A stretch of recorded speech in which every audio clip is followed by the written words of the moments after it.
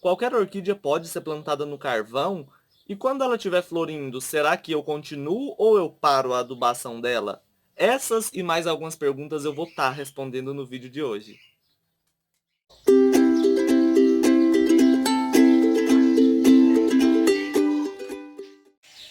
Oi gente, sejam bem-vindos a mais um vídeo aqui no canal. E no vídeo de hoje eu vou estar respondendo algumas dúvidas, né, que muitas pessoas que estão iniciando agora estão tendo, estão me mandando no WhatsApp, coloca aqui nos comentários dos vídeos, e eu decidi gravar o vídeo de hoje para poder responder exatamente essas dúvidas de vocês, tá bom? Então eu espero esclarecer todas as dúvidas em relação a essas perguntas aqui. Se você tiver alguma outra dúvida, né, que eu não responda no vídeo de hoje, pode colocar aí nos comentários que eu vou estar gravando uma parte 2 desse vídeo. Se tiver umas perguntas bem legais, eu gravo uma parte 2, uma parte 3, para poder esclarecer tudo isso, todas as dúvidas dos iniciantes aí, tá bom, pessoal? Então vamos lá, gente. Ó, a primeira pergunta, né, que muitas pessoas têm aqui, mais dúvidas surgem, né, é se qualquer orquídea pode ser plantada no carvão puro, né?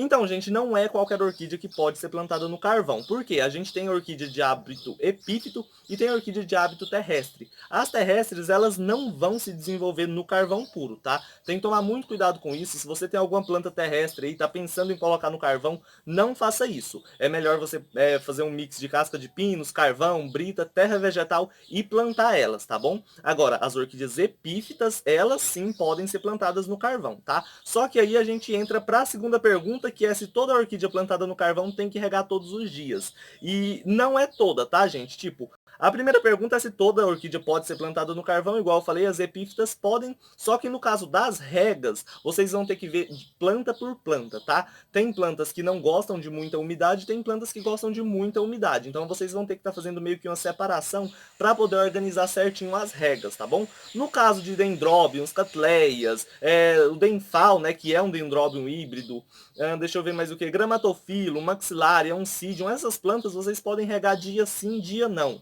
Não tem problema nenhum, pode estar regando dia sim, dia não, que elas vão se desenvolver super bem, não tem problema. É normal o carvão secar bastante no início, tá?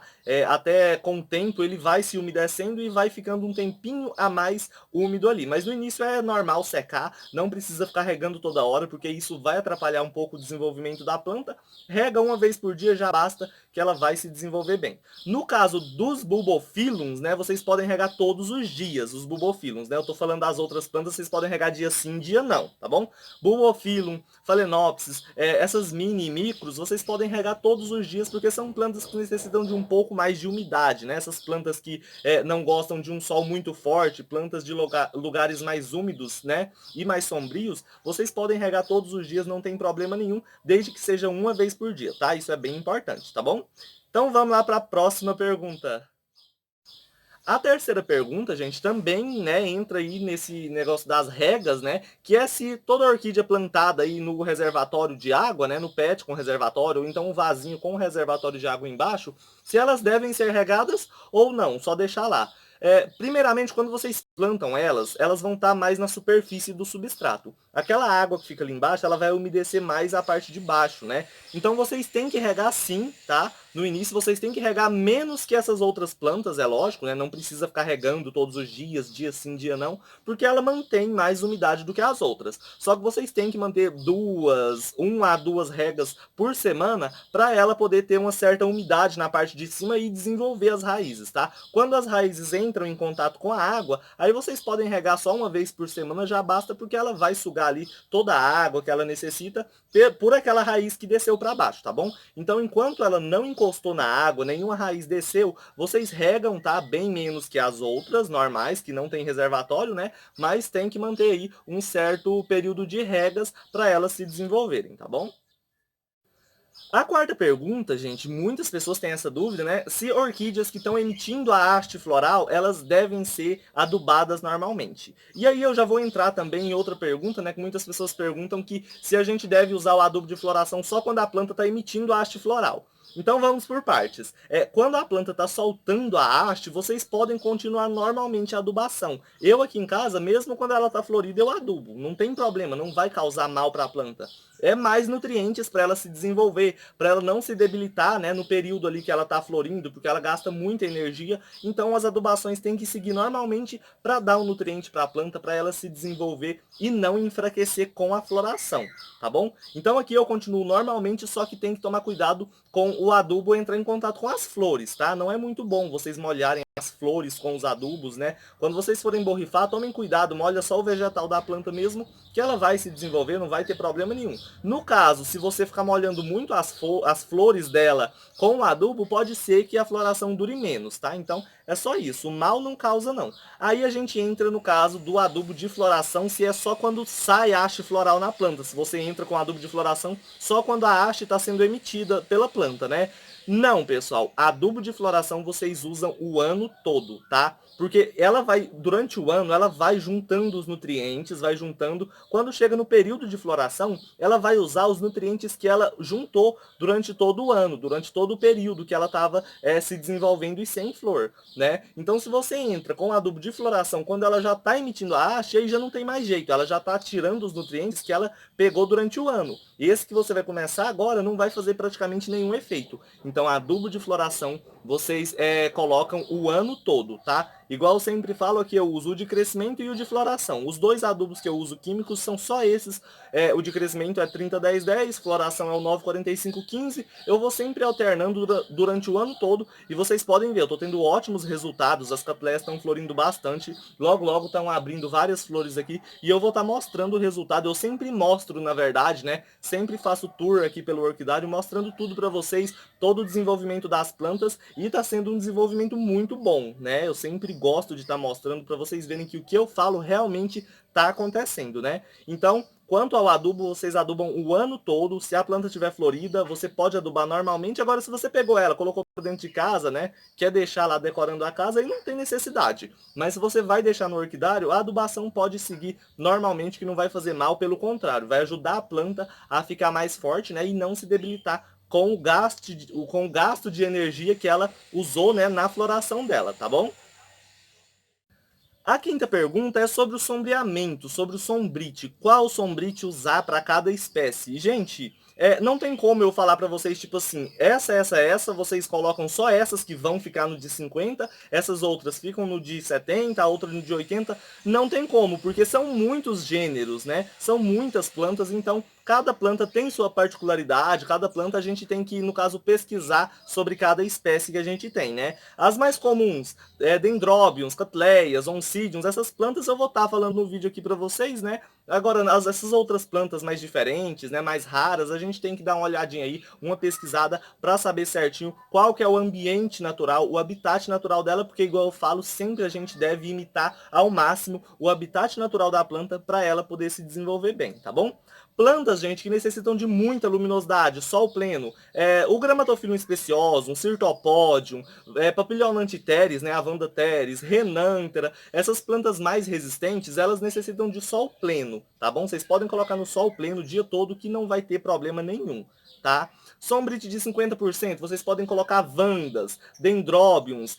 Na verdade, os dendróbions, se vocês quiserem fazer uma aclimatação para colocar no sol pleno também, as vandas a mesma coisa, pode, não tem problema não, tá? Mas se vocês não quiserem, pode colocar no sombrite de 50, aquelas lélias rupestres, aquelas Rofmas sanguelas, vocês colocam no de 50, bifrenária, catleias também, né? Essas catleias espécies, vocês podem todas colocar no de 50, inclusive aquelas catleias bifolhadas, né? Catleia granulosa, catleia gutata, ametistoglossa, tudo vocês podem estar colocando no de 50, tá? Essas catleias híbridas, denfal vocês podem colocar no de 50 também, só que eles se desenvolvem e florescem bem no de 70, tá? Então se você não tiver de 50, tiver só o sombrite de 70%, você pode colocar essas catleias híbridas todas, elas vão se desenvolver no de 70, os denfals também vão se desenvolver, oncidium, maxilária, rincostilis vocês podem colocar no de 70 também, porque ela é uma planta um pouco mais sensível, né? Às vezes coloca no de 50, ela meio que amarela as folhas, então pode estar deixando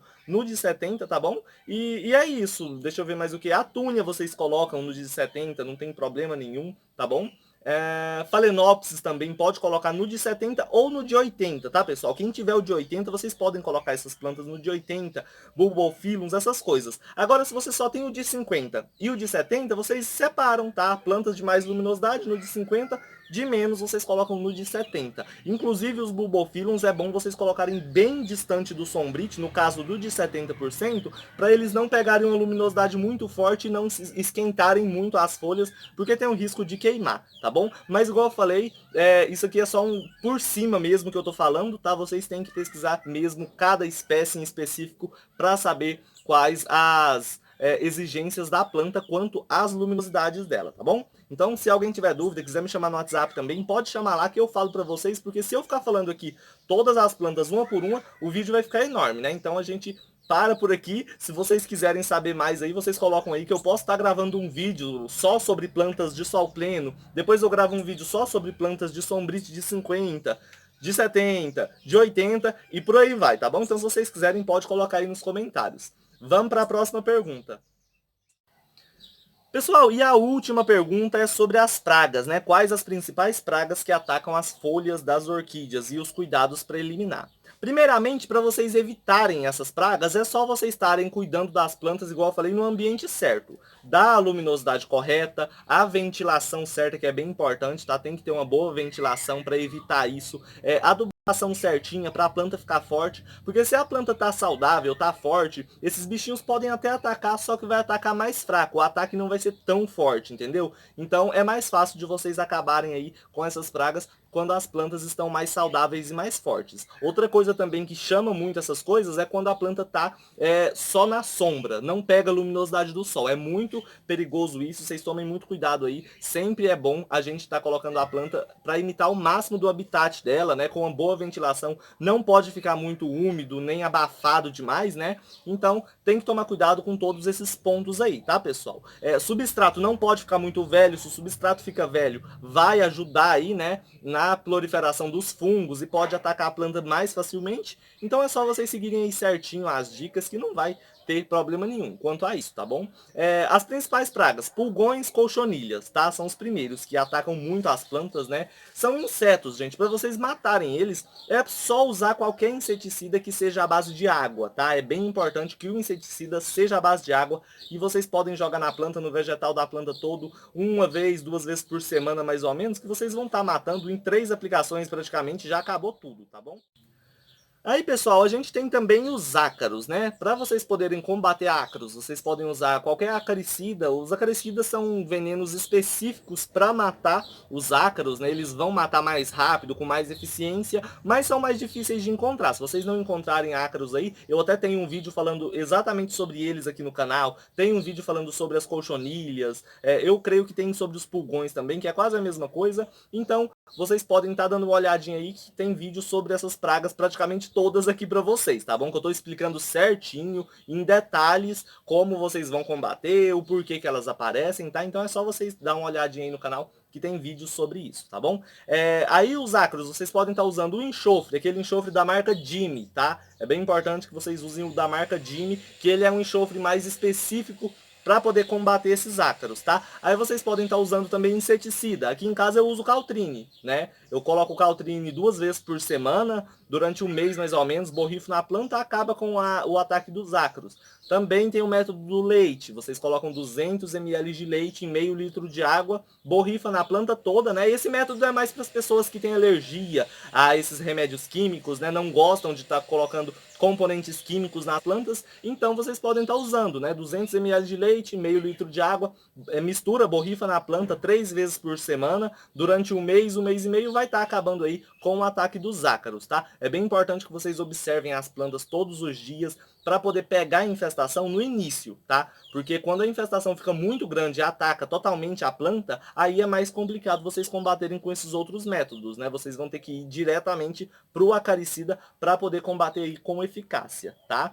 E assim, tem o fungo, né? Os fungos que eu tô fazendo vou fazer vários vídeos sobre eles aqui, explicando sobre cada um para vocês, né? Porque são coisas bem complexas, como acabar com eles e tal. Mas eu também tenho um vídeo sobre a podridão negra aqui no canal para vocês darem uma olhadinha, tá? Se vocês quiserem ver o vídeo sobre a podridão negra, dá uma olhadinha aqui no link que tá na descrição do vídeo, tá?